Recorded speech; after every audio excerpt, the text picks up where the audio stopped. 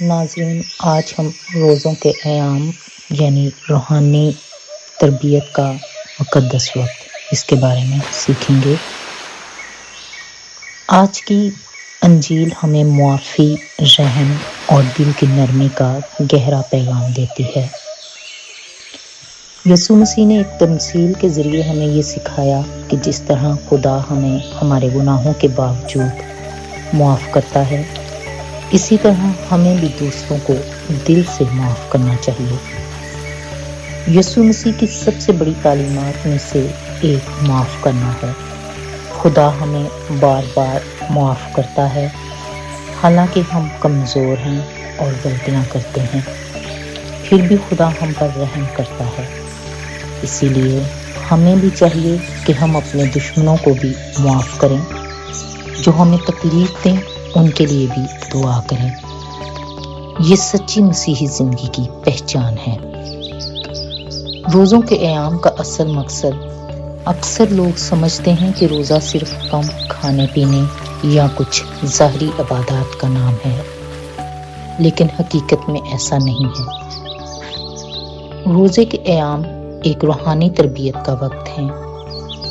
یہ وقت ہے اپنے دل کو صاف کرنے کا، اپنی زندگی کا جائزہ لینے کا۔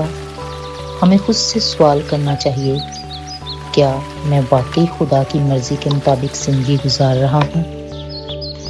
کیا میرے دل میں کسی کے لیے نفرت، حسد یا غصہ موجود ہے؟ یسوع مسیح ہمیں سکھاتے ہیں کہ اصل تبدیلی باہر نہیں بلکہ دل کے اندر ہوتی ہے۔ روزے کے دوران ہمیں دعا کرنی چاہیے، روزہ رکھنا چاہیے اور خیرات یعنی مدد کرنی چاہیے۔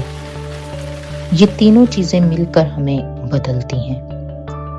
جب ہم سچے دل سے خدا کے پاس آتے ہیں، ہمارا دل نرم ہو جاتا ہے، ہم دوسروں کو معاف کرنا سیکھ جاتے ہیں اور محبت ہماری زندگی کا حصہ بن جاتی ہے۔ روزے کے دن ہمیں موقع دیتے ہیں کہ ہم خدا کے حضور جھکیں، اپنی غلطیوں کا اعتراف کریں اور سچی توبہ کریں۔ توبہ کا مطلب صرف معاف کر دو کہنا نہیں، بلکہ اپنی زندگی بدلنا، گناہوں سے دور ہونا اور نئی راہ پر چلنا ہے۔ یسوع مسیح کے مطابق سچا انسان وہ ہے جو معاف کرتا ہے، رحم کرتا ہے، محبت سے زندگی گزارتا ہے۔ اگر ہمارے دل میں کسی کے لیے سختی ہے تو ہمیں دعا کرنی چاہیے، خدا میرے دل کو نرم کر دے۔ روزے کا مقصد یہ ہے کہ ہم اپنی پرانی زندگی چھوڑ دیں اور ایک نئی پاک زندگی اختیار کریں۔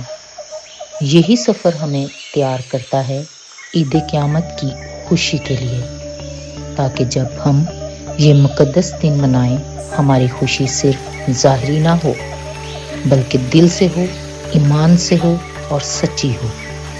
آسان الفاظ میں روزے کے ایام ہمیں سکھاتے ہیں کہ معاف کریں، دل صاف کریں، خدا کے قریب آئیں اور ایک بہتر انسان بنیں۔